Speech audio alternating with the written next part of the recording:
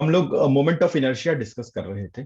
ठीक है। Moment of inertia में हमने पॉइंट ऑफ पहले बात तो हम लोग ये देखे थे मोमेंट ऑफ इनर्शिया होता क्या है। This is nothing but the effect of mass in the rotational motion. जिस तरीके से मास आपका लीनियर मोशन में इनर्शिया का काम करता है, उसी तरीके से मोमेंट ऑफ इनर्शिया भी एक टेंडेंसी होती है जो रेजिस्ट करती है रोटेशनल मोशन को। वो नहीं चाहती कि उसका रोटेशनल मोशन हो। जैसे आपका मास होता है, वो नहीं चाहता कि उसका आपका लीनियर मोशन होने दे। ठीक है। वैसे ही आपका मोमेंट ऑफ इनर्शिया जो होता है, वो नहीं चाहता कि आपका रोटेशनल मोशन हो। ठीक है। तो एक टेंडेंसी है बॉडी की जो रोटेशनल मोशन में ही दिखती है। ठीक है। और इसको हम डिफाइन कैसे करते हैं? एक्सिस ऑफ रोटेशन से perpendicular distance of the mass which is rotating. ठीक है। एम आर स्क्वायर से हम इसको डिफाइन करते हैं। ठीक है। तो लास्ट टाइम पे मैंने आपको एक चीज बताई थी। इसका जब रेडियस ऑफ गायरेशन मैंने आपको बताया था कि रेडियस ऑफ गायरेशन जो होता है, वो एक ऐसा डिस्टेंस है एक्सिस ऑफ रोटेशन से जहां हम अज्यूम करते हैं कि आपका सारा मास जो है वो कॉन्सेंट्रेटेड है और सेम इफेक्ट जनरेट कर रहा है जो बाकी मासेस को मिला करके इंडिविजुअली जनरेट हो रहा है। राइट। इसको हम लोग बोलते हैं axis of gyration. Right. Now the next part is कि मोमेंट ऑफ इनर्शिया ऑफ, मैंने पॉइंट मासेस आपको बताए थे, अलग अलग केसेस हमने डिस्कस किए थे कैसे निकालना है। मैंने आपको सबसे पहले चीज बताई थी, कभी भी आपको मोमेंट ऑफ इनर्शिया पूछा जाए तो आपका पहला सवाल होना चाहिए कि where is our axis of rotation. Axis of rotation हमारा कहाँ है? ठीक है। उसके बाद हम लोग डिफरेंट पॉइंट मासेस का लोकेशन आइडेंटिफाई कर सकते हैं। ठीक है। परपेंडिकुलर डिस्टेंस आइडेंटिफाई कर सकते हैं। और एम आर स्क्वायर सबका मोमेंट ऑफ इनर्शिया की स्केलर स्केलर क्वांटिटी है। तो जितने मास है, जितने मासेस अपना मोमेंट ऑफ इनर्शिया जनरेट कर रहे हैं, सबका निकाल करके आप उसे ऐड ऑन कर दीजिए। राइट। स्केलर ऐड ऑन करना है, आपको डायरेक्शन देखने की जरूरत नहीं है। इसके बहुत सारे डिफरेंट डिफरेंट केसेस मैंने आपको बताए थे कैसे कैसे इसे करना है। ठीक है। अब आज देखते हैं। ठीक है। दो थ्योरम है मोमेंट ऑफ इनर्शिया से एसोसिएटेड। ठीक है। पहला है पैरेलल एक्सिस थ्योरम और दूसरे को हम लोग बोलते हैं परपेंडिकुलर एक्सिस थ्योरम। ठीक है। देखो, मोमेंट ऑफ इनर्शिया में फिजिक्स बहुत सिंपल है। राइट। अगर मैं आपको मोमेंट ऑफ इनर्शिया की फिजिक्स समझनी है तो that is very very simple. क्या है मोमेंट ऑफ इनर्शिया की फिजिक्स? बहुत सिंपल है कि भाई इफेक्ट ऑफ मास आपको निकालना है, मास इंटू डिस्टेंस का स्क्वायर होगा। अब हम लोग जो आगे स्टडी कर रहे हैं, that we have been studying entirely the geometrical part of moment of inertia. ठीक है। कि मोमेंट ऑफ इनर्शिया का ज्योमेट्रिकल पार्ट क्या बोलता है? What do I mean by geometrical part? Calculation कैसे करना है मोमेंट ऑफ इनर्शिया का, हमें कैलकुलेशन कैसे करना है। ठीक है। और कैलकुलेशन में आपको पता है हम क्या करते हैं? डिस्टेंस निकालना होता है, हम ज्योमेट्री का यूज कर रहे थे। ठीक है। डिफरेंट डिफरेंट शेप्स के हिसाब से स्टडी कर रहे थे कैसे कैसे कैलकुलेशन करना है। तो जो ये जो थ्योरम है हमारे कैलकुलेशन के पार्ट को थोड़ा सा इजी करेंगे। ठीक है। पहला थ्योरम है आपका पैरेलल एक्सिस थ्योरम। ठीक है। इसका मतलब अगर मेरे को एक एक्सिस के अबाउट मोमेंट ऑफ इनर्शिया पता है और मुझे उसे पैरेलली शिफ्ट करना है दूसरे पॉइंट। ठीक है। जैसे सपोज करो आपका एक मास एम है। ठीक है। और वो एक एक्सिस, ये वाई एक्सिस होगा। ठीक है। आई एक्स लिख लिया हमने। ठीक है। इस एक्सिस का नाम दे दिया हमने। इस एक्सिस के अबाउट जो मोमेंट ऑफ इनर्शिया है वो है आई एक्स। तो आई एक्स की वैल्यू क्या हो जाएगी आपकी? मास इंटू बीच के डिस्टेंस का स्क्वायर, एम आर स्क्वायर। ठीक है। अब मैं इस एक्सिस के पैरेलल कुछ डिस्टेंस एक्स पे, ठीक है, इस एक्सिस के पैरेलल डिस्टेंस एक्स पे आपका दूसरा एक्सिस है। राइट। मैं पैरेलली शिफ्ट करना चाहता हूं एक्सिस को, मैं अपनी लोकेशन को पैरेलली, एक्सिस ऑफ रोटेशन को पैरेलली शिफ्ट करना चाहता हूं। ठीक है। पहले मेरा एक्सिस ऑफ रोटेशन ये था। ठीक है। अब मेरा एक्सिस ऑफ रोटेशन ये है। ठीक है। तो मेरा एक्सिस ऑफ रोटेशन को पैरेलली शिफ्ट करना चाहता हूं, तो डेफिनेटली अगर एक्सिस ऑफ रोटेशन मेरा शिफ्ट होगा तो मोमेंट ऑफ इनर्शिया भी शिफ्ट होगा, मोमेंट ऑफ इनर्शिया की वैल्यू भी चेंज होगी। अब आई एक्स डैश कितना हो जाएगा? एम, और डिस्टेंस कितना हो गया आपका? आर प्लस एक्स का होल स्क्वायर। ठीक है। तो आई एक्स डैश की वैल्यू कितनी हो गई? M R square plus X square plus 2 RX। Right. तो आई एक्स डैश की वैल्यू कितनी हो गई आपकी? M R square plus M X square plus 2 MRX। Right. तो आई एक्स डैश की वैल्यू कितनी हो गई, एम आर स्क्वायर तो आई एक्स के बराबर है, पुट कर दो यहाँ पे, plus M X square plus 2 M R X. अब ये जो m इंटू आर है ना, ठीक है, m इंटू आर, इसको हम लोग बोलते हैं मास मोमेंट। और मास मोमेंट की वैल्यू हमेशा किसी भी for a complete rotation, for a complete rotation, value of mass moment is 0। ठीक है, तो ये वैल्यू आपकी 0 के बराबर हो जाएगी। तो आई एक्स डैश आपका कितना हो गया बेटा, I X plus M X square. ठीक है,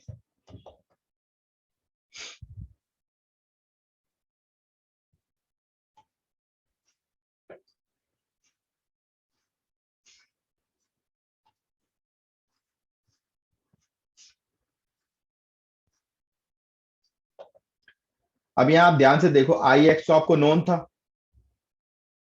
राइट, आई एक्स आपको नोन था। इसका मतलब हम बोल सकते हैं I X dash is nothing but moment of inertia about known axis plus mass into the square of the distance between the axis. दोनों एक्सिस के बीच का जो डिस्टेंस है उसका हमने स्क्वायर कर दिया। क्लियर है, बोलो।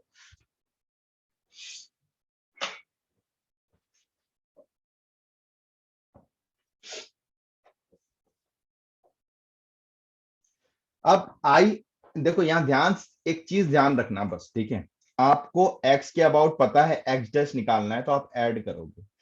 उल्टा भी हो सकता है, अगर आपको एक्स डैश के अबाउट पता है, ठीक है, अगर आपको एक्स डैश के अबाउट पता है और आई एक्स निकालना है, तब आपको माइनस करना पड़ेगा। ठीक है,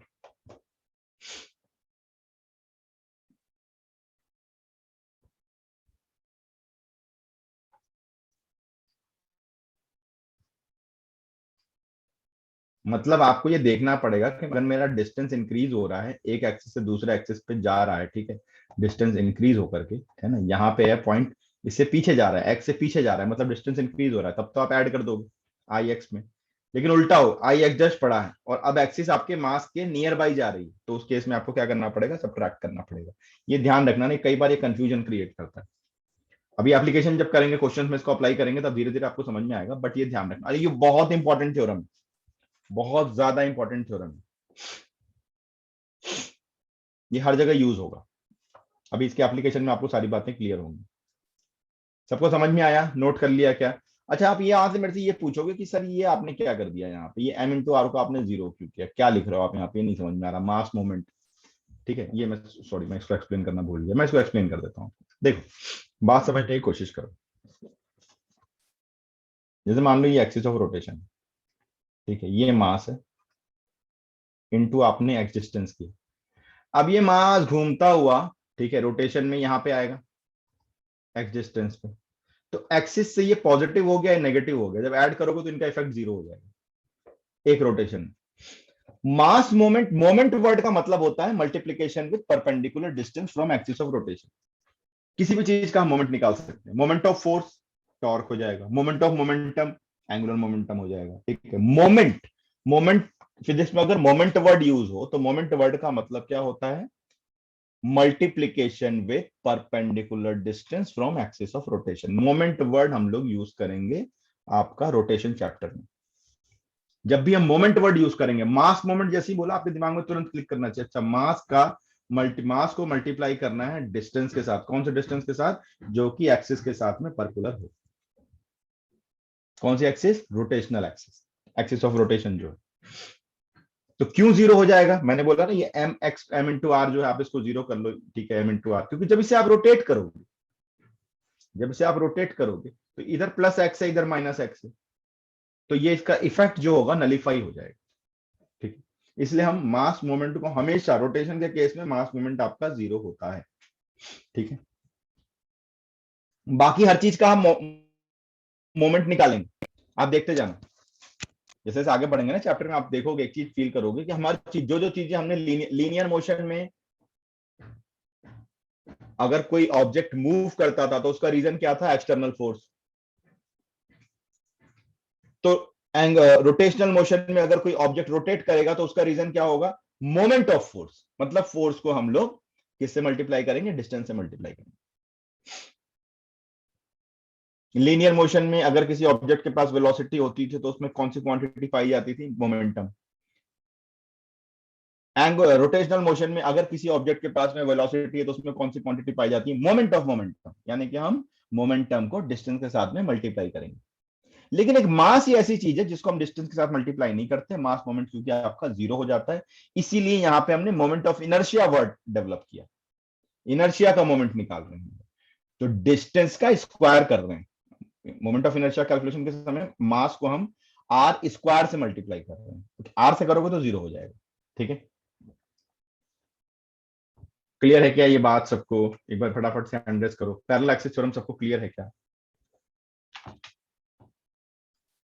as a derivation, as a formula अभी क्लियर होना चाहिए, एप्लीकेशन डेफिनेटली अभी क्लियर नहीं होगा, वो क्वेश्चन में जब मैं लगा के दिखाऊंगा तब आपको क्लियर होगा कि पैरेलल एक्सिस थ्योरम कैसे यूज करते हैं।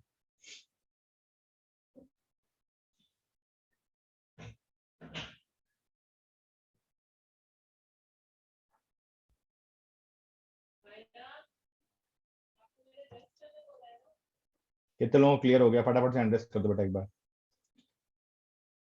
ये एक ज्योमेट्रिकल थ्योरम्स हैं जो जिनके एप्लीकेशन से थोड़ा हमारा क्या होता है, इजी हो जाता है काम। बिना इसके भी काम चल सकता है, ठीक है, लेकिन इसको अप्लाई करके हमारा काम फास्ट हो जाएगा, इजी हो जाएगा, तो उसलिए ये दो थ्योरम बनाएंगे। आगे आ जाओ, अगला थ्योरम है परपेंडिकुलर एक्सिस थ्योरम।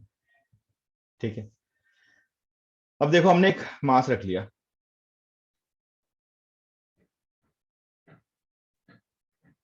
ठीक है, इसका एक्स एक्सिस के साथ में डिस्टेंस, इसका कोऑर्डिनेट सपोज करो एक्स वाई है, तो ये डिस्टेंस आपका वाई हो गया, ये डिस्टेंस आपका एक्स हो गया। ठीक है, राइट। अब आ, इसको हमने एक्स वाई प्लेन पे रखा है, तो इस एक्सिस को जेड कर दो थोड़ी देर के लिए, और इस एक्सिस को वाई कर दो। ठीक है,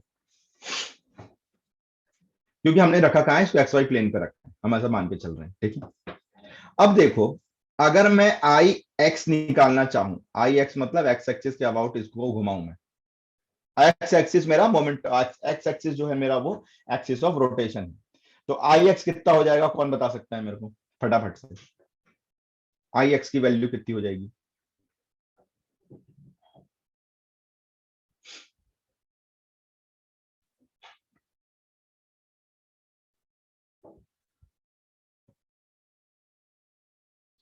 एक्स एक्सिस के अबाउट मोमेंट ऑफ इनर्शिया कितना होगा, कौन बताएगा?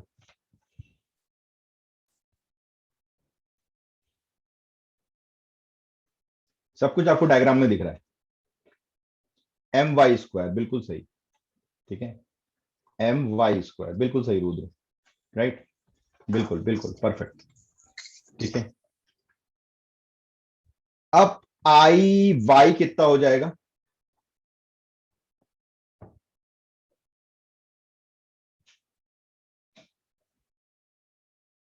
एम एक्स स्क्वायर, देखो ना यहाँ वाई एक्सिस मतलब इसके अबाउट अगर हम इसको रोटेट कर रहे हैं तो एक्सिस ऑफ रोटेशन मेरा वाई एक्सिस हो गया, तो मोमेंट ऑफ इनर्शिया मास का कितना हो गया, एम एक्स स्क्वायर हो गया। ठीक है, बिल्कुल सही। ठीक है, अब आई जेड कितना हो जाएगा? तो यहां से क्या परपेंडिकुलर डिस्टेंस आ रहा है आपका, आर आ रहा है, ये इस पे 90 डिग्री तो होगा। ठीक है, तो क्या हो गया ये, M R square.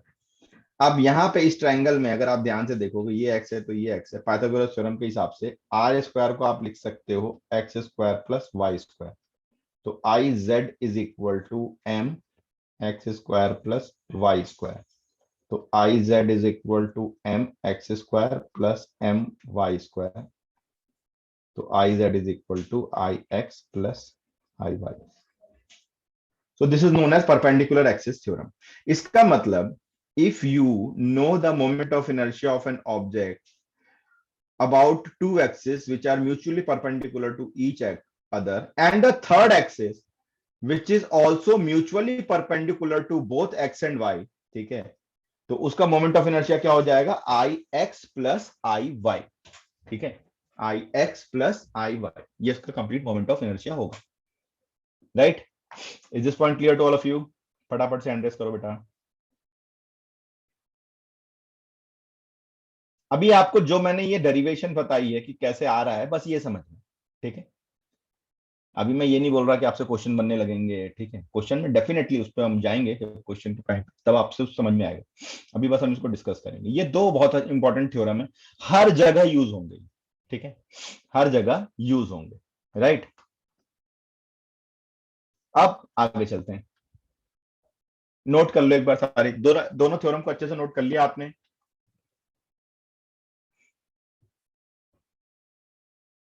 I am repeatedly saying कि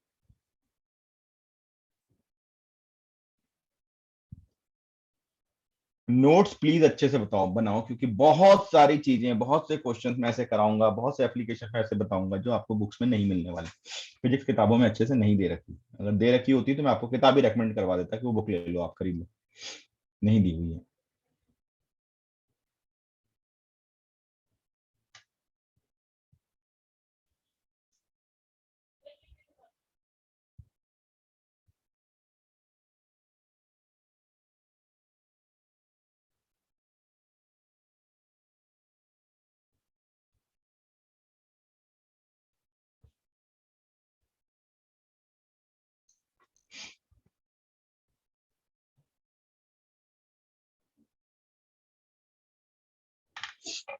चलो आगे चलें। अब देखो, अब देखो, ठीक है, जैसे मान लो हमने उस दिन हम लोग बात कर रहे थे, एक स्क्वायर है, ठीक है,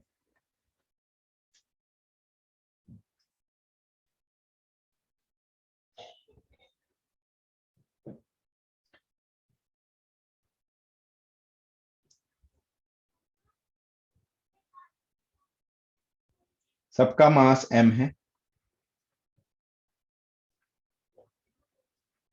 राइट।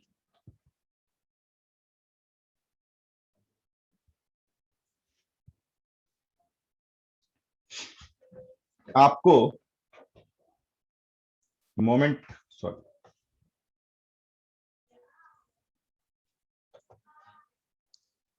आपको मोमेंट ऑफ इनर्शिया निकालना है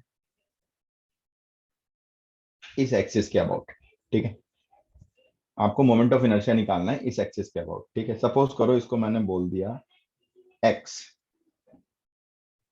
इसको मैंने बोला एक्स, तो आई एक्स की वैल्यू क्या हो जाएगी, यहां से ये डिस्टेंस निकालोगे, ठीक है, फिर यहां से ये डिस्टेंस निकालोगे। एक्सिस ऑफ रोटेशन आपका यही है, ऐसे कुछ घुमा रहे हैं इसको, ठीक है, एक्सिस ऑफ रोटेशन यही है, इसके चारों तरफ घूम के आएगा ये मास, पर जैसे घुमाना शुरू करेंगे, जैसे मैंने एरो बनाया है घुमाने का, तो जो आपका, नंबरिंग कर लेते हैं, 1 2 3 4, ठीक है, राइट। अब मैं आपको बता देता हूँ, ये डिस्कशन हमने पहले किया था, इसलिए जो हमने पहले किया था उसके रिजल्ट एक बार देख लेते हैं, ठीक है, राइट। ये देखो, ये हमने घुमाया था, कितना आया था हमारा, ma² आया था, ठीक है, ध्यान से देखते जाओ, राइट, कितना आया था, ma² आया था, ठीक है ना, रिजल्ट देखते जाओ, सबने अपने नोटबुक में रखा होगा। उसके बाद फिर हमने इस एक्सिस के अबाउट भी निकाला था, राइट। चलो, तो आगे चलते हैं। तो अब देखो क्या हो गया, ये डिस्टेंस आपका स्क्वायर का केस है, तो ये a/√2 होगा, सेंटर का नाम दे देते हैं, ओ से लेके 1 तक का डिस्टेंस, O से 3 का डिस्टेंस भी a/√2 होगा। तो मोमेंट ऑफ इनर्शिया कितना हो जाएगा, m a/√2 का whole square plus m a/√2 का होल स्क्वायर, तो कितना हो जाएगा moment of inertia, m a²/2 m a²/2, तो आई एक्स की वैल्यू कितनी हो गई, ma², राइट। अब सपोज करो इसी में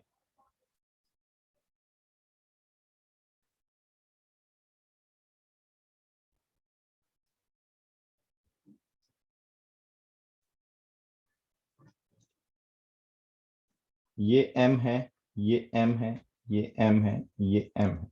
अगर मैं आपको बोलूं मेरे को इस एक्सिस के अबाउट निकालना है, ठीक है, सपोज करो मैंने इसको बोला y एक्सिस, राइट, ऐसे हम घुमा रहे हैं कुछ, ठीक है, 1 2 3 4। तो देखो मुझे यहाँ क्या कैलकुलेट करने की जरूरत है आई वाई, या डायरेक्टली आप लिख सकते हो कि भैया ये स्क्वायर है, चाहे आप एक्स एक्सिस लो वाई एक्सिस लो, दोनों में सिमेट्रिकल फिगर बन रहा है, तो जो आई एक्सिस आई एक्स की वैल्यू थी वही आई वाई की वैल्यू भी होगी, and that will be M A square. क्या मुझे इसको अलग से कैलकुलेट करने की जरूरत है क्या? मैंने अभी तो निकाला ना आई एक्स, राइट। तो फटाफट से हमने यहाँ पे लिख दिया कि भैया आई एक्स और आई वाई दोनों जो है एम स्क्वायर के बराबर होंगे। अब अगर इसी केस में मैं आपको बोलूं कि ये मेरा स्क्वायर है, चारों सेक्शन में आपके मास लगे हुए हैं,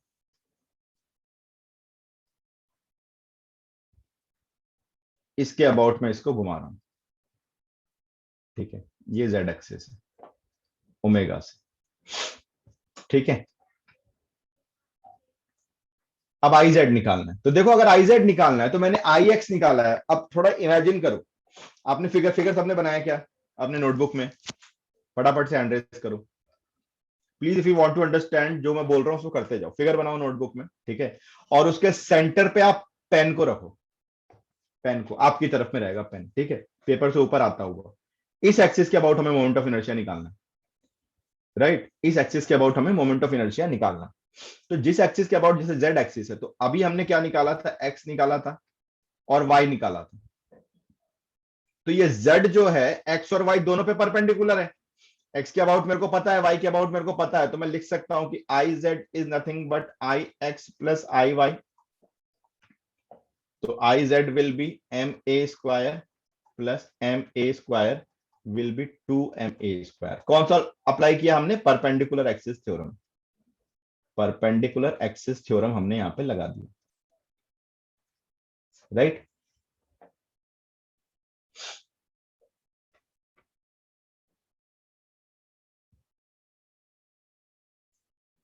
परपेंडिकुलर एक्सिस थ्योरम हमने लगाया,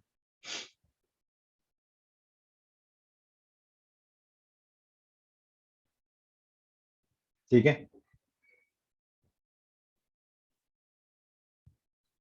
क्लियर है क्या? बोलो, समझ में आया परपेंडिकुलर एक्सिस थ्योरम कैसे लगा? सबको समझ में आ रहा है क्या? अब एक चीज देखो, ठीक है, ध्यान रखना, एक्सिस शिफ्टिंग थोड़ा इतना इजी जॉब भी नहीं होता है, ठीक है, थोड़ा सा ज्यादा प्रॉब्लम पैरेलल एक्सिस में आती है हमें। पैरेलल एक्सिस कई बार ज्यादा परेशान करता है। अब देखो, ये है, ये है, ये है, ये है, ठीक है, ये मेरे चारों मास है। इसके अबाउट तो आप निकाल चुके थे, अब मैं बोल रहा हूं मेरे को इसी के पैरेलल, मैंने यहाँ पे लाइन खींची, मेरे को इसके अबाउट चाहिए, राइट। इसको मैंने एक्स बोला था, आई एक्स निकाला था, मेरे को आई एक्स डैश चाहिए, ठीक है। पैरेलली शिफ्ट करना है, तो एक्सिस से एक्सिस के बीच का डिस्टेंस कितना हो गया? a/√2। देखो ये हमने पहले भी किया है, बिना थ्योरम को लगाए हुए हमने किया था इसे, ठीक है, को दिखा देता हूं मैं। ये देखो, ये किया था ना हमने, ठीक है। अब हम लोग यहाँ पे थ्योरम का यूज करेंगे, तो कितना आया था हमारा रिजल्ट? क्या आया था? 3ma square. रिजल्ट कभी चेंज नहीं होगा हमारा, है ना, हमारा जो रिजल्ट है वो आपका चेंज नहीं होगा, ठीक है।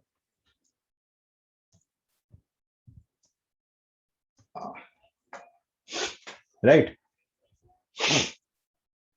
अब देखो यहाँ पे क्या हो गया, आपने इसको ये वाला केस कर रहे हैं हम लोग, हमने ये निकाला है आई एक्स, है ना, यहाँ पे देखो कितना निकाला है आई एक्स, कितना निकाला है ma स्क्वायर। आई एक्स हमें पता है कितना है, ये ma स्क्वायर है। तो अब इसको शिफ्टिंग कैसे करेंगे? I X dash is equal to I X plus, plus में क्या आएगा, क्या आता है प्लस में? मास इंटू दोनों एक्सिस के बीच के डिस्टेंस का स्क्वायर। तो मास यहां पे हम कितना लेंगे?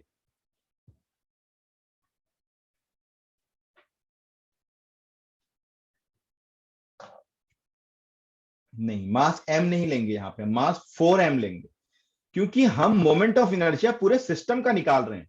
इसलिए मैं बोल रहा हूँ, तो पैरेलल एक्सिस कई बार आपको थोड़ा कंफ्यूज करेगा, कंफ्यूज नहीं होना बिल्कुल भी। हम मोमेंट ऑफ इनर्शिया पूरे सिस्टम का निकाल रहे हैं, चारों मास मिलके मोमेंट ऑफ इनर्शिया जनरेट कर रहे हैं, कोई एक मास जनरेट नहीं कर रहा है। अगर इनके बीच में कोई कनेक्शन ना हो, this four masses together working as a rigid body, ये चारों एक साथ रोटेट कर रहे हैं। अगर ये अलग अलग रोटेट कर रहे होते ना, तो मैंने ये निकालना ही नहीं था, मैंने मोमेंट ऑफ इनर्शिया के चक्कर में ही नहीं पड़ना था, फिर तो वो इंडिपेंडेंट बॉडीज हो गई। इसलिए मास हम यहाँ पे कितना लेंगे, 4m लेंगे, इनटू बीच का डिस्टेंस a/√2 का स्क्वायर, ठीक है। आई एक्स कितना है आपका, ma², इसको कैलकुलेट करोगे तो a²/2 या 2ma² हो जाएगा, मतलब कितना आ जाएगा आपका 3ma²। क्लियर हो रहा है क्या सबको, बताओ।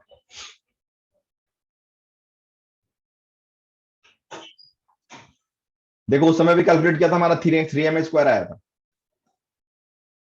बट मोमेंट ऑफ, जो हमारे ये थ्योरम्स हैं, ये हमारे काम को बहुत आसान कर दे रहे हैं, ठीक है। ये जो हम थ्योरम्स पढ़ रहे हैं, ये हमारे काम को बहुत आसान कर दे रहे हैं, कैलकुलेशन बहुत इजी हो गया हमारे लिए। क्लियर हो रहा है क्या सबको, मैंने अप्लाई करके आपको दिखाया सारी चीजें, कितने प्रतिशत भारतीयों को क्लियर है ये चीज, कैसे हम यूज कर रहे हैं, एकदम अच्छे से समझ में आ रहा है, एकदम मस्त, एकदम खटाखट तरीके से। जैसे एक और देखता दिखाता हूं मैं आपको, अभी हमने निकाला ना,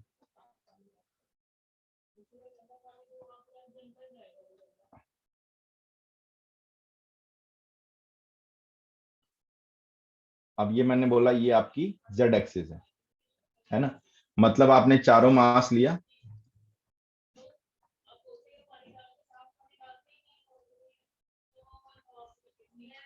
ए, ठीक है, चारों मास आपका ए, जो बीच का डिस्टेंस था वो ए है, स्क्वायर फ्रेम पे रखे हुए हैं, ठीक है। अब आप एकदम सेंटर से पेन को रखो वहां पे, तभी समझ में आएगा, ठीक है। दो पेन लेकर के बैठो, एक्सिस शिफ्टिंग के लिए ना, एक पेन या एक पेंसिल साथ में लेकर के बैठो, तभी एक्सिस समझ में आएंगे, अदरवाइज नहीं आने वाली, ठीक है। दो पेन लेकर के बैठो, तो आप यहाँ सेंटर से, ठीक है, आप इसको एकदम सेंटर के ऊपर पेन पेन को रखो, ठीक है। ये अभी अभी हमने निकाला है, अभी निकाला ना ये केस, देखो जो आई जेड जो निकाला था कितना आया था, 2ma² आया था, ठीक है।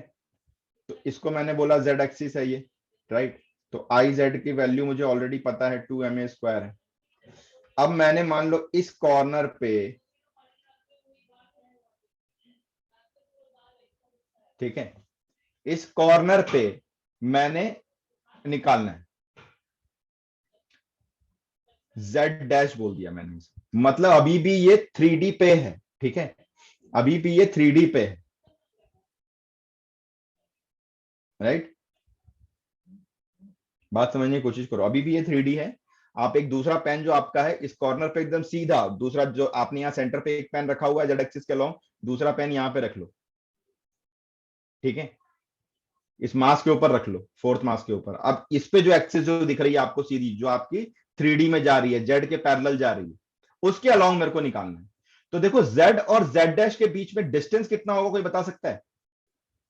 जेड और जेड डैश के बीच का डिस्टेंस क्या होगा, डिस्टेंस बिटवीन एक्सिस कितना होगा?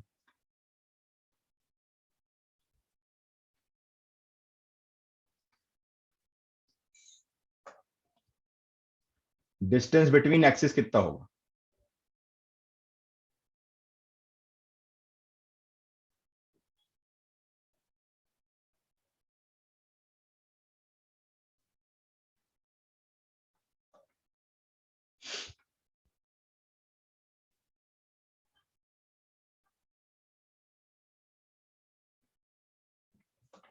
ये तो बहुत इजी है, इसमें क्या कंफ्यूज हो रहे हो, क्या नहीं समझ में आ रहा है?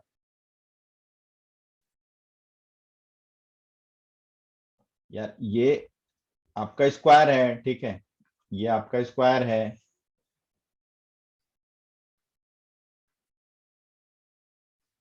अब एक आपका सेंटर से 3 डायमेंशन में जा रहा है अंदर की तरफ समझ लो, और एक आपका एंड से 3 डायमेंशन में जा रहा है, तो इन दो पॉइंट के बीच का जो डिस्टेंस होगा, एक्सिस के बीच का डिस्टेंस भी वही होगा, राइट। ठीक है, तो क्या हो जाएगा, ये a/√2, ये डिस्टेंस कितना होता है a/√2, तो डिस्टेंस बिटवीन एक्सिस कितना हो गया, a/√2। अब आप इसे पैरेलल एक्सिस थ्योरम से शिफ्ट कर सकते हो। जेड के अलोंग आपको पता है जेड डैश के अलोंग निकालना है, तो कितना हो जाएगा I Z dash is equal to I Z, mass कितना लेंगे हम लोग 4m चारों का, इंटू a/√2 का होल स्क्वायर। ठीक है, तो कितना हो गया I Z dash is equal to I Z आपने ऑलरेडी निकाला हुआ है 2m² plus 4m into a² by 2, तो इसको कैलकुलेट करोगे तो ये हो जाएगा 4ma²। ठीक है, राइट।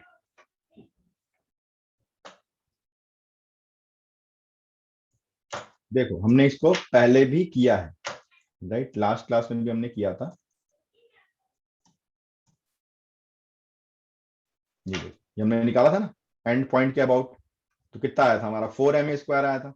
उस समय हमने डिस्टेंस लिया था, तीनों मास का अलग अलग डिस्टेंस लिया था, राइट। यहां पे हम लोग क्या कर रहे हैं कि ऑलरेडी हमने निकाल रखा है, किसके अबाउट निकाल रखा है, जेड एक्सिस के अबाउट निकाल रखा है। ठीक है, जेड एक्सिस के अबाउट हमने ऑलरेडी निकाल रखा है, ये मेरा जेड एक्सिस है। इसलिए मैं बोल रहा हूं दो पेन लेकर के बैठो, दो पेन लेकर के बैठो, स्क्वायर बनाया होगा आपने नोटबुक में, बीच वाले के ऊपर एकदम स्ट्रेट आप अपने पेन को रखो, और इस एंड पॉइंट के अबाउट अपने पेन को रखो। क्या डिस्टेंस आ रहा है दोनों के बीच में, दोनों पैरेलल है एक दूसरे को, दोनों के बीच का डिस्टेंस क्या आ रहा है, ये डायगोनल का हाफ ही तो आ रहा है ना, ये जो डिस्टेंस आ रहा है यही तो दोनों एक्सिस के बीच का डिस्टेंस है, राइट। तो बस वो डायगोनल का हाफ का डिस्टेंस कितना होता है, a/√2 होता है। ठीक है, आप दो पेन लेकर के बैठो, बहुत सारे पैरेलल एक्सिस में शिफ्ट करने हैं, तभी समझ में आएगा आपको एक्सिस कैसे शिफ्ट हो रही है। ठीक है, थर्ड एक्सिस में आपको इसको लेकर के जाना है, तो आई जेड डैश मेरा कितना आ गया, देखो यहां पे भी हमने किया कैलकुलेट, तो कितना आया आई जेड डैश 4ma² ही आया। कहां से किया हमने, पैरेलल एक्सिस थ्योरम से शिफ्टिंग करी है। ठीक है,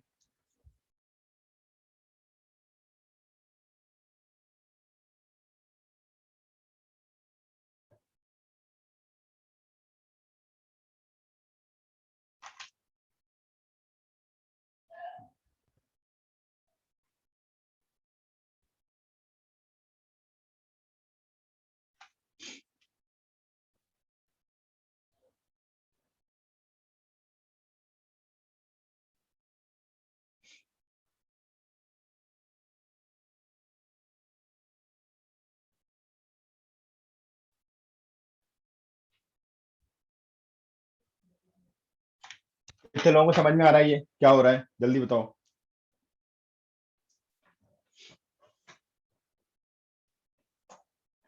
पैरेलल एक्सिस का और परपेंडिकुलर एक्सिस थ्योरम सबको समझ में आ रहा है क्या।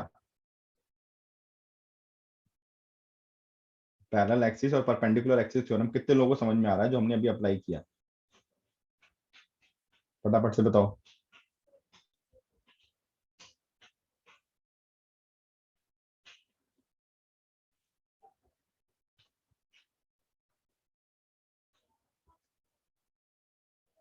परपेंडिकुलर में आपको दो एक्सिस के अबाउट पता है, तो आप उसके परपेंडिकुलर एक्सिस के अबाउट निकाल सकते हैं। ठीक है, थर्ड एक्सिस जो होगी वो फर्स्ट और सेकंड दोनों पे परपेंडिकुलर होनी चाहिए।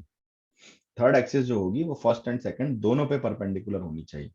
ठीक है, जैसे अगर स्क्वायर्स के डायगोनल मेरे को पता है, तो जेड एक्सिस के अबाउट में निकाल सकता हूं, अगर मैं स्क्वायर को एक्स वाई प्लेन पे ले रहा हूं, जो हमने अभी किया था। ठीक है,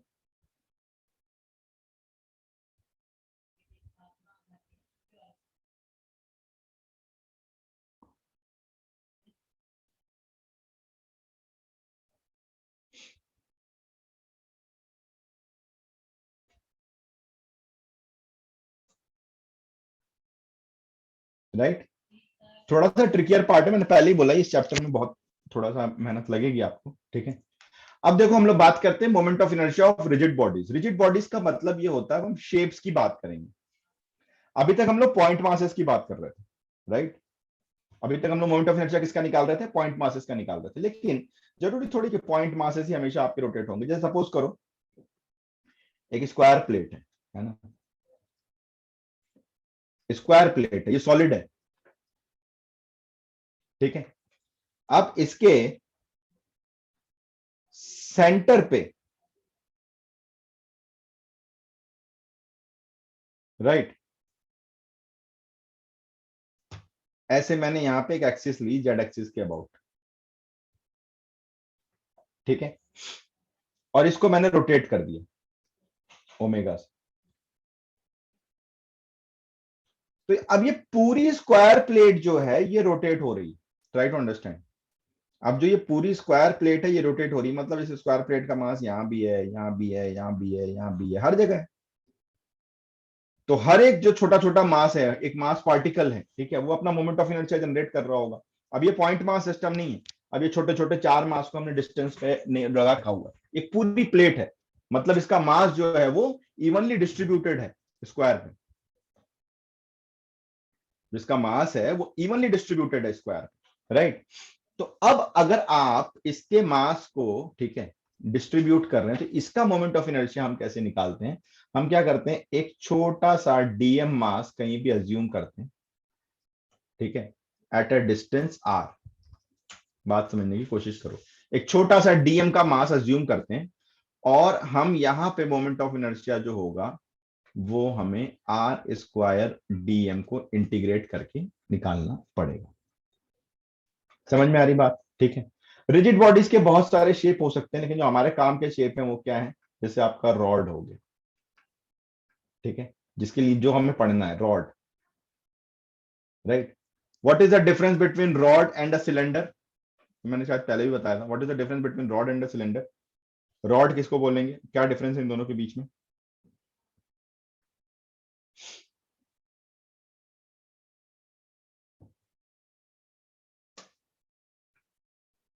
रॉड इज थिन, ठीक है, रॉड का केस का मतलब क्या होता है, रेडियस इज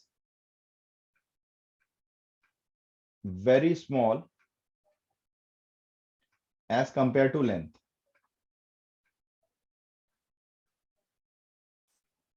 ठीक है। फिर आपका सिलेंडर हो गया, राइट,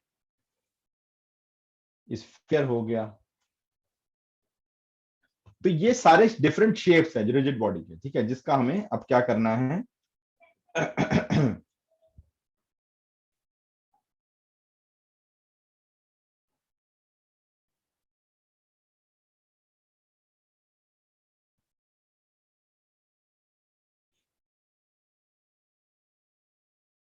राइट, इनका हमें मोमेंट ऑफ इनर्शिया निकालने आना चाहिए। No, rod is not hollow. नहीं दिव्यांश, रॉड हॉलो नहीं। डायमीटर जो होगा वो बहुत कम होगा लेंथ के कंपैरिजन में, हम डायमीटर को इग्नोर कर देते हैं, ठीक है। इसको हम लोग अलोंग द लेंथ डिस्ट्रीब्यूटेड मान लेते हैं।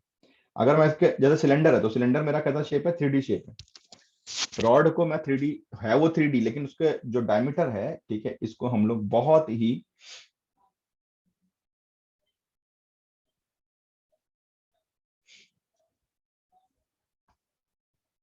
उस पे करते हैं, ठीक है। अब देखो कौन कौन से शेप हमें देखने हैं और इसका कैसे हम लोग निकालते हैं मोमेंट ऑफ इनर्शिया। मैं एक दो का आपको निकाल के दिखाऊंगा, सारों का निकालना पॉसिबल नहीं है और जरूरत भी नहीं है, ठीक है, इतना आपको नहीं अंदर निकालना, आपको पता होना चाहिए कि मोमेंट ऑफ इनर्शिया कैसे निकालते हैं, कोई पूछे तो आपको आइडिया होना चाहिए, ठीक है। जैसे देखो, मान लो मैंने एक रिंग के ऊपर एक छोटा सा मास डीएम कट कर दिया, ठीक है, मैंने बोला मेरा ये मास जो है वो डीएम है, एट एन एंगल थीटा, ये छोटा सा आपका डी थीटा कट हो गया, ठीक है। अब मोमेंट ऑफ इनर्शिया आपका क्या होगा, D M into R square, ठीक है। ये तो रेडियस रेडियस के बराबर ही रहेगा, रेडियस नहीं चेंज होने वाला, चाहे मैं पूरे रिंग का रेडियस लूं चाहे छोटे से मास का लूं, ठीक है। तो इसलिए इस जो छोटा सा मास हम लोग कंसिडर करते हैं, ठीक है, इसको हम लोग बोलते हैं फिजिक्स की लैंग्वेज में एलिमेंटल स्ट्रिप, ठीक है। तो consider an elemental strip at an angle theta, ठीक है। थीटा से थोड़ा सा आगे बढ़ा लेंथ डी थीटा, इतना चौड़ा है, ठीक है। अब इसका जो लेंथ होगा, ये इसका लेंथ हो गया, ठीक है। अब मुझे मास निकालना है, रिंग। अगर मैं रिंग की बात करूं तो रिंग एक ऐसा शेप है जिसका मास जो है वो सिर्फ पेरिफेरी में डिस्ट्रीब्यूटेड है। ध्यान से समझो इस चीज को, रिंग का जो टोटल मास है वो सिर्फ पेरिफेरी में डिस्ट्रीब्यूटेड है, बीच में खाली है ना, बीच में खाली है, बीच में हॉलो है, राइट। तो सबसे पहले मुझे क्या निकालना पड़ेगा, इस डीएम की वैल्यू निकालनी पड़ेगी। तो रिंग जो मास है, रिंग का जो शेप है, इसको हम लोग बोलेंगे कैसा डिस्ट्रीब्यूशन है ये, लीनियर डिस्ट्रीब्यूशन। बात समझने की कोशिश करो। अब आपको ना ये सब थोड़ा सा समझना पड़ेगा, कौन सा मास लीनियर डिस्ट्रीब्यूशन है, कौन सा एरियल डिस्ट्रीब्यूशन है, कौन सा वॉल्यूमेट्रिक डिस्ट्रीब्यूशन। रिंग का मास कैसा है आपका, लीनियर डिस्ट्रीब्यूशन, ठीक है, एक लाइन के अलोंग, खाली एक पेरिफेरी के अलोंग डिस्ट्रीब्यूटेड, ठीक है। तो रिंग का टोटल लेंथ कितनी होगी, टोटल लेंथ ऑफ रिंग कितनी होगी, कौन बताएगा।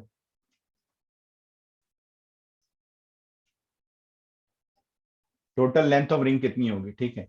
लेट मास ऑफ रिंग, ठीक है, मास कितना है आपका, कैपिटल एम, राइट।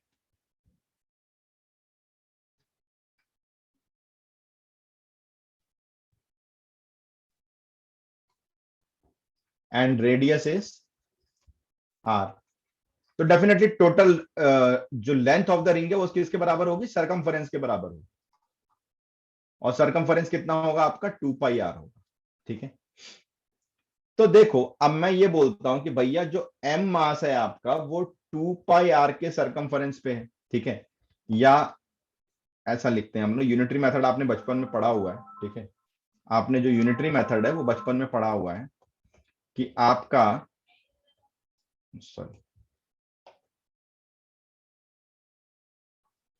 ठीक है, आपने यूनिटरी मेथड बचपन में पढ़ा हुआ है, क्या पढ़ा हुआ यूनिटरी मेथड, सपोज मैं इसको बोल देता हूं डी एक्स।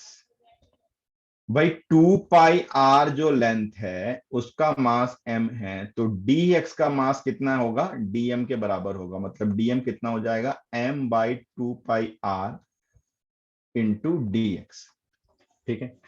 अब dx क्या होता है, देखो यहां पे ध्यान से आपको दिखेगा, dx क्या होगा, r इंटू डी थीटा के बराबर होगा, ठीक है। तो यहां पुट कर देंगे हम लोग, तो क्या हो गया ये,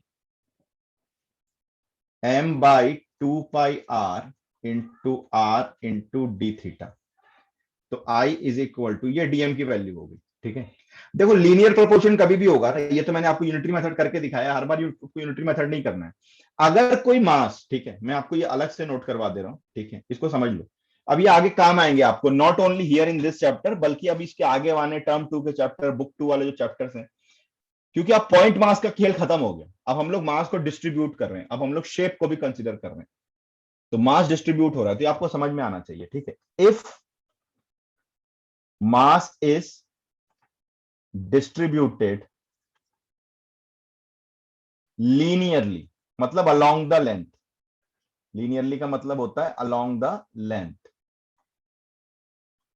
तो जब हम छोटा मास dm लेते हैं तो ये क्या हो जाता है, m/l इंटू डी एक्स, मतलब mass divided by total length into length of elemental strip, ठीक है। dx क्या है, लेंथ ऑफ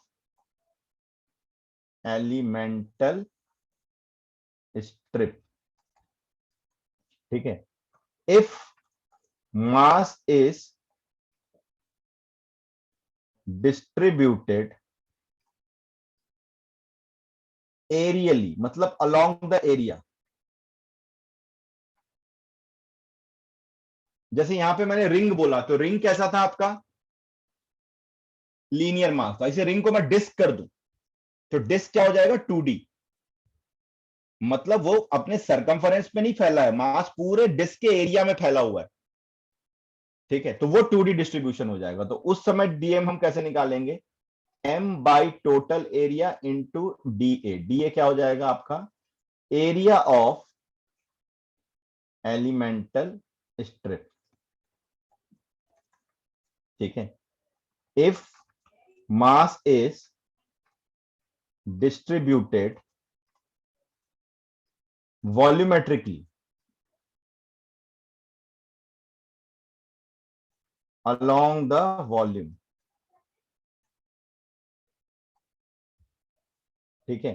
तो आपका डीएम क्या हो जाएगा, mass upon total volume into volume of strip,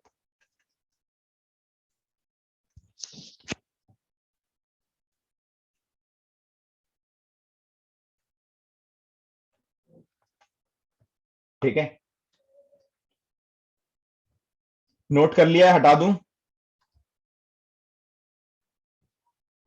इसे नोट जरूर कर लेना ना, इतना डिटेल में समझा समझा के कहीं किसी किताब में नहीं दिया हुआ, किसी भी किताब में, even Indian author foreign author कहीं भी नहीं दिया। क्यों? क्योंकि ना ये सब फॉरेन वाले ये सब चीज आपको सिखाएंगे नहीं, क्योंकि वो ये मान के चलते हैं कि 8 9 से बच्चों को समझ में आता है। हमारे यहाँ पे इंडिया में समझ में आता नहीं है, इंडिया में किताब ढंग से लिखी नहीं जाती। तो इसको प्लीज आप अच्छे से नोट कर लो।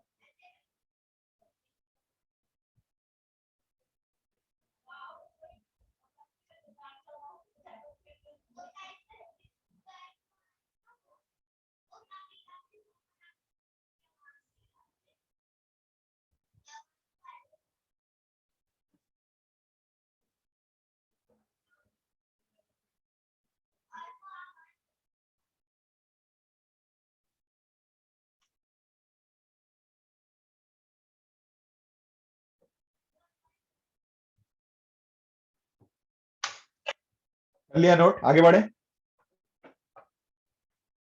चलो, तो देखो यहाँ पे क्या हो जाएगा, मोमेंट ऑफ इनर्शिया में निकालना है, तो मोमेंट ऑफ इनर्शिया कितना होगा आपका? ठीक है, डीएम की वैल्यू रखोगे आप M by 2 pi R into R D theta into R square. ठीक है, तो आर से आर कैंसिल हो गया। ठीक है, इंटीग्रेशन कभी भी हम लोग करते हैं तो लिमिट पे करते हैं, राइट? लिमिट यहाँ क्या हो जाएगी? अब लिमिट हमें किसकी रखनी है? थीटा की रखनी है, क्योंकि डी थीटा इंटीग्रेट हो रहा है तो थीटा की लिमिट रखनी है। थीटा कहां से कहां इंटीग्रेट हो रहा है? देखो 0 से 360, है ना? यहां से शुरू होगा 0, और पूरा इसे मास कवर करने के लिए पूरा घूमना पड़ेगा 2 पाई। तो 0 से 2 पाई लिखते हैं, यानी 360। तो कितना हो जाएगा? देखो एम आर स्क्वायर बाई 2 पाई। ठीक है, और इसको जब डी थीटा को इंटीग्रेट करोगे तो थीटा 0 से 2 पाई। तो क्या हो जाएगा? एम आर स्क्वायर बाई 2 पाई, ठीक है, इंटू 2 पाई। तो 2 पाई कैंसिल, तो ये आ गया एम आर स्क्वायर। ठीक है, अब रिंग का मोमेंट ऑफ इनर्शिया, ठीक है, रिंग का मोमेंट ऑफ इनर्शिया कौन से एक्सिस के अबाउट निकाला है हमने? अभी जेड एक्सिस के अबाउट निकाला है, ध्यान देना। यानी आप रिंग को अगर रख रहे हो, ठीक है, रिंग का moment of inertia Z axis के अबाउट कितना होता है? एम आर स्क्वायर होता है। अब ये वैल्यूज आपको याद रखनी पड़ेगी क्वेश्चन सॉल्व करने के लिए, क्योंकि मोमेंट ऑफ इनर्शिया हर जगह आपके रोटेशनल मोशन में यूज होगा। जैसे हर जगह F is equal to M A mass use होता था ना, अब क्या यूज होगा? मोमेंट ऑफ इनर्शिया यूज होगा। ठीक है, तो रिंग का मोमेंट ऑफ इनर्शिया जो है जेड एक्सिस के अबाउट कितना है आपका? एम आर स्क्वायर है। ये वैल्यूज आपको याद रखनी पड़ेगी।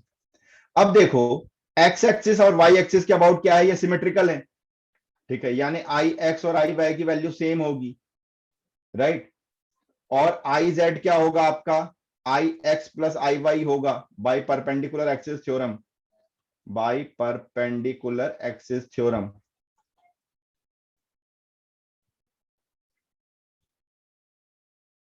ठीक है, तो I X is equal to I Y is equal to कितना हो जाएगा? M R square by 2। तो अगर एक्स और वाई एक्सिस के अबाउट लोगे तो कितना होगा? ये एम आर स्क्वायर बाई 2। ये इंपॉर्टेंट है ना, इसको ये नोट करते जाओ। ये तो आपको खैर हर बुक में मिल जाएगा, ये दिया हुआ।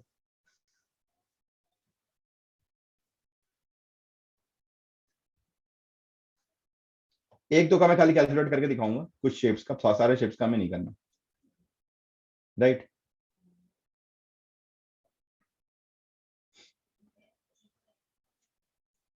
अगर सपोज करो ये जेड एक्सिस के अबाउट है, ठीक है, अब ध्यान से देखो, अगर मान लो मैं इसको यहां निकालना चाहता हूं, ये मैं बोलता हूं ये मेरा जेड डैश है, मेरे को आई जेड डैश चाहिए, कितना होगा? तो आई जेड डैश कैसे निकालोगे आप? I Z plus mass, mass ring का एम है, दोनों एक्सिस के बीच का डिस्टेंस कितना हो गया? आर हो गया, तो एम आर स्क्वायर। तो आई जेड डैश कितना हो जाएगा? M R square plus M R square, मतलब 2 एम आर स्क्वायर। देखो बाकी सारी चीजें हम कैलकुलेट करके निकाल सकते हैं, आपको सिर्फ एक याद होनी चाहिए, आई जेड आपको ध्यान रखना है, ठीक है। बाकी मैं आपको सिर्फ कैलकुलेट करके दिखाता चल रहा हूं कि जैसे जैसे रिक्वायरमेंट आएगी हम निकाल जा सकता है मोमेंट ऑफ इनर्शिया।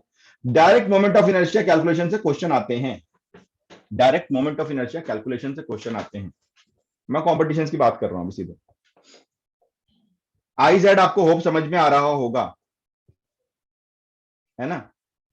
मम्मी की चूड़ी वूड़ी कुछ हो, ठीक है, कोई सर्कुलर रिंग आपके पास हो तो लेकर के आ जाओ, आपको बिल्कुल समझ में आ जाएगा क्लियर कट, ठीक है। आपको चूड़ी से बीचों बीच, अगर चूड़ी को हमने एक्स वाई प्लेन अपने हाथ के ऊपर ऐसे चूड़ी को रखा है तो आई जेड मतलब ये एक्सिस जो एकदम बीचों बीच से जाएगी उसके, इसके अबाउट आपको गोल गोल घुमाना है, मतलब रिंग आपकी इस तरीके से घूमेगी, ठीक है, ऐसे गोल गोल घूमेगी रिंग, राइट। ये एक्सिस ऑफ रोटेशन होगा। क्लियर हो रहा है क्या सबको? फटाफट से हैंड रेस करो एक बार।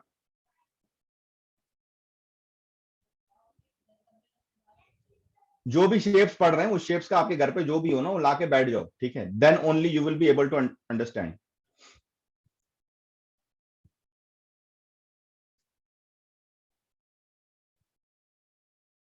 अगर किसी को डाउट आ रहा है, नहीं समझ में आ रहा है तो पूछ सकता है। Don't go get into detail. जो बायोलॉजी वाले होंगे अरे सर क्या इंटीग्रेशन पता नहीं क्या क्या आप बता रहे हो, मत जाओ इस डिटेल में।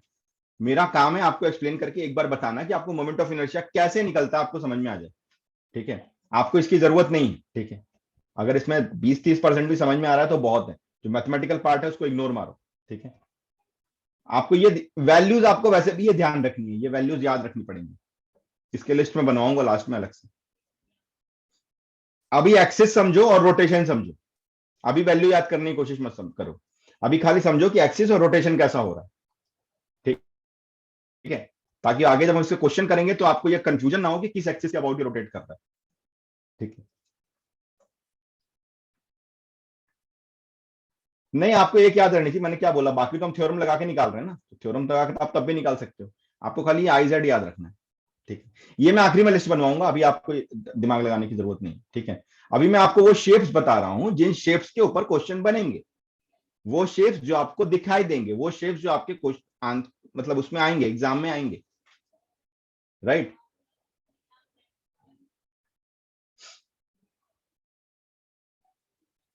अब देखो डिस्क है, ठीक है, डिस्क का मोमेंट ऑफ इनर्शिया, ये देखो ये जेड एक्सिस है, राइट, ये जेड एक्सिस है, ठीक है। ये इसके प्लेन पे एक्स एक्सिस होगी और ये इधर आपकी वाई एक्सिस होगी, ये एक्स वाई प्लेन पे डिस्क रखा हुआ है और ऊपर जेड एक्सिस है।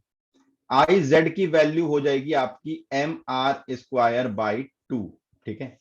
आई जेड की वैल्यू आपकी होगी M R square by two. कैसे कैलकुलेट किया, कैसे इंटीग्रेट किया, वो उतना मैटर नहीं करता है, राइट, वो उतना मैटर नहीं करता है, उसको उस पर दिमाग मत लगाओ। आई आई एक्स और आई वाई क्या हो जाएगा, देखो आई एक्स और आई वाई सिमेट्रिकल होगा, क्या हो जाएगा फटाफट बता दो। ये परपेंडिकुलर एक्सिस थ्योरम से आएगा आपका।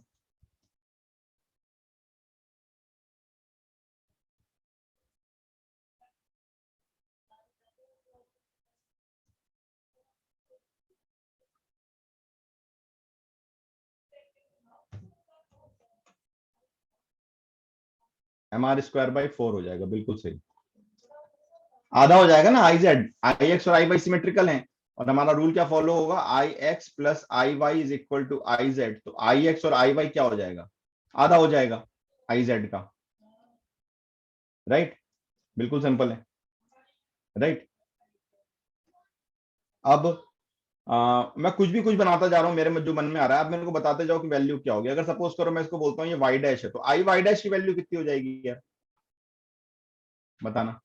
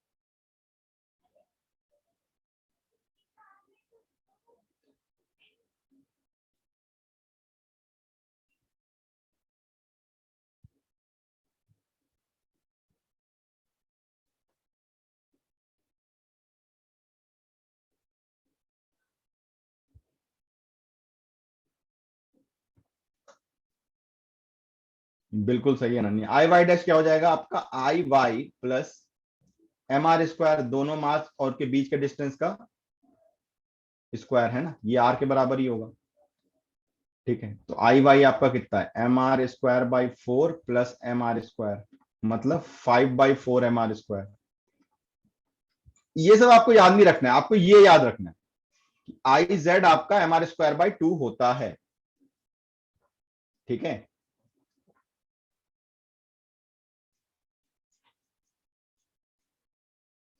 राइट। ये और वो कौन से एक्सिस के अबाउट होता है वो आपको ध्यान रखना है। एक तो ये ध्यान रखना है कि क्या होता है, ठीक है, वैल्यू क्या होती है, और वो कौन से एक्सिस के अबाउट होता है। ठीक है, अब जैसे कि मान लो मैंने आपको एक डिस्क का, आपका डिस्क पे मैं आपको ना कुछ चीजें दिखाता हूं, ठीक है, मजेदार से। चलो अब डिस्क की बात करते हैं जरा अच्छे से। ठीक है, जैसे मान लो ये मेरा एक डिस्क है, ये दूसरा डिस्क है, ये तीसरा डिस्क है, तीनों को जोड़ दिया हमने, है ना, फेविक्विक का मजबूत जोड़ लगा करके। और ये मेरी एक्सिस है, जेड एक्सिस। ठीक है, एक्स वाई जेड एक्सिस कुछ ऐसी है आपकी ना, ये एक्स है, ये वाई है, ये जेड है। हर डिस्क का रेडियस आर है और मास एम है, और इस एक्सिस के अबाउट इसको ओमेगा से रोटेट कर रहे हैं, आपको आई जेड निकालना है। ठीक है, अब देखो मैं कैसे कर रहा हूं, मेरे को देखो पहले। ठीक है, मैं नंबरिंग कर देता हूं, मैं बोलता हूं ये मेरा डिस्क नंबर 1 है, ये मेरा 2 है, ये 3 है। अब डिस्क नंबर 1 का moment of inertia I1, I1 की वैल्यू जेड एक्सिस के अबाउट क्या हो जाएगी, एम आर स्क्वायर बाई 2 होगी। ठीक है, अभी अभी हमने निकाला है, अभी निकाला ना हमने, डिस्क का कितना होता है, I Z M R square by 2 होता है। जेड एक्सिस कौन सी है, जो डिस्क के सेंटर से पास होती जाए। ठीक है, अगर डिस्क है मेरा तो डिस्क के सेंटर से जो एक्सिस पास होती जाए एकदम, डिस्क इस तरीके से घूमेगा, राइट। तो आई वन क्या हो गया, एम आर स्क्वायर बाई 2 हो गया। अब जब आप आई टू निकालोगे तो आई टू का जो मोमेंट ऑफ इनर्शिया निकलेगा वो अपने सेंटर के लिए लगेगा उसका फॉर्मूला। ठीक है, तो इसको मैं 2 डैश बोल देता हूं, तो आई टू डैश निकलेगा आपका। ठीक है, सॉरी, आई टू निकलेगा आपका यहां पे, आई इस एक्सिस के अबाउट निकलेगा। लेकिन आपको इस एक्सिस के अबाउट चाहिए नहीं, आपको चाहिए तो ये 1 वाले एक्सिस के अबाउट, क्योंकि घुमा तो इस एक्सिस के अबाउट रहे ना हम लोग। तो आपको क्या करना पड़ेगा, ये दोनों एक्सिस आपस में पैरेलल होंगे, तो पैरेलल एक्सिस इसको शिफ्ट करना पड़ेगा, इसके बीच का डिस्टेंस क्या होगा, 2r होगा। और सेम यही केस होगा यहाँ पे 3 के साथ, इसके बीच का डिस्टेंस भी आपका 2r होगा। आ रही बात समझ में? तो देखो I2 कितना हो जाएगा, अपने एक्सिस के अबाउट इसका हो गया M R square by 2 plus M into 2r का होल स्क्वायर, मास इंटू दोनों एक्सिस के बीच के डिस्टेंस का होल स्क्वायर। तो ये कितना हो जाएगा आपका, M R square by 2 plus 4 mr square, तो ये हो गया 9 mr square by 2, right. I3 will be the same case, same I3 में यही चीज होगी, अपनी एक्सिस के अबाउट इसका निकलेगा। ठीक है, इस एक्सिस के अबाउट आपको पैरेलली शिफ्ट करना पड़ेगा, तो m इंटू 2r का होल स्क्वायर, तो ये हो गया mr square by 2 plus 4 mr square is equal to 9 mr square by 2। ठीक है, अब आप टोटल आई निकालोगे, net I will be I1 plus I2 plus I3।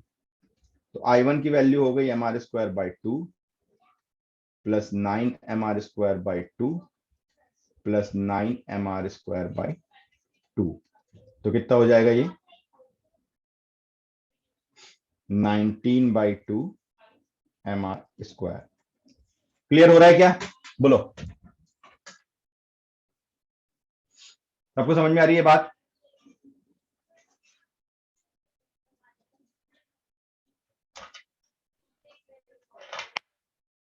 बाकी लोग भी बताओ, सबको समझ में आया, क्लियर हुआ, कैसे निकाला हमने, क्या किया, फटाफट से एड्रेस करो जिसको इसको समझ में आ गया।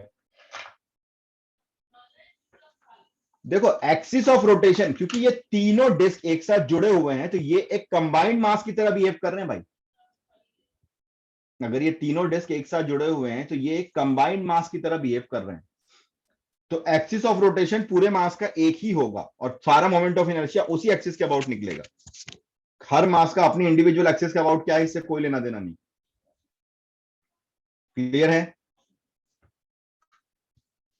बताओ जल्दी से, अच्छे से क्लियर है सबको?